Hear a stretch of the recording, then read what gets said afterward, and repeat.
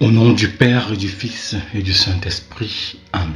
Très chers frères et sœurs, bien-aimés dans le Seigneur, loué soit Jésus-Christ. En ce 4e comprimé du temps de Carême, nous sommes invités à méditer sur l'obéissance.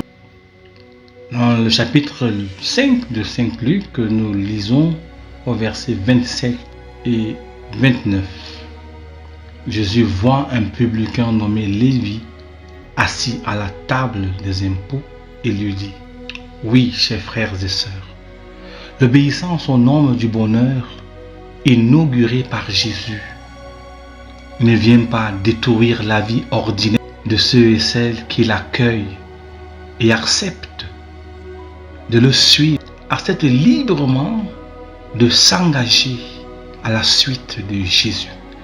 Cette obéissance ouvre comme une force qui catalyse de l'intérieur l'être, le régénère et le transforme. Il s'agit d'une ouverture qui est capable de régénération et de transformation. C'est ce que nous révèle le message sur le mouvement de la vocation de Lévi. Lévi obéit, il accepte de suivre le maître. Conscient de son histoire et de la qualité de sa vie, Jésus l'appelle. Il lui propose une nouvelle réalité, une possibilité de sanctification dans laquelle il vivra libre de tout artifice, mais surtout plein de joie. La sainte allégresse est le rayonnement qui confirme une vie d'obéissance. Comme dit Saint Vincent Pallotti, elle est la manifestation du fruit profond de l'Esprit Saint qui libère les âmes de ceux et celles qui acceptent d'accueillir. Ils vivent dans la joie. L'appel de Jésus, nous pouvons le constater aujourd'hui, est toujours liberté et libération. Oui, nous le croyons. Chacun de nous reçoit cet appel au quotidien, dans l'expérience de sa réalité professionnelle, familiale, spirituelle.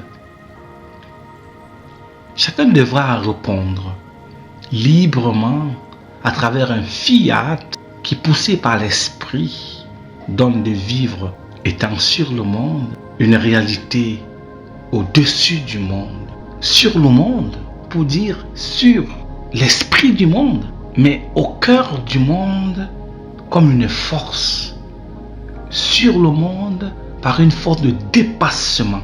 Et toi, en ce temps de carême, es-tu prêt à vivre au cœur du monde en étant sur le monde? Demande cette grâce au Seigneur.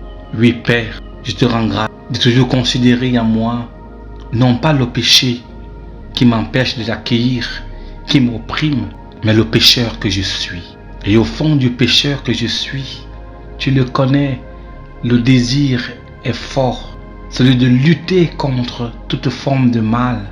Et c'est mon défi en ce temps de carême, afin de me libérer de cette emprise, cette pesanteur, et vivre pleinement de ta présence et de ton réconfort.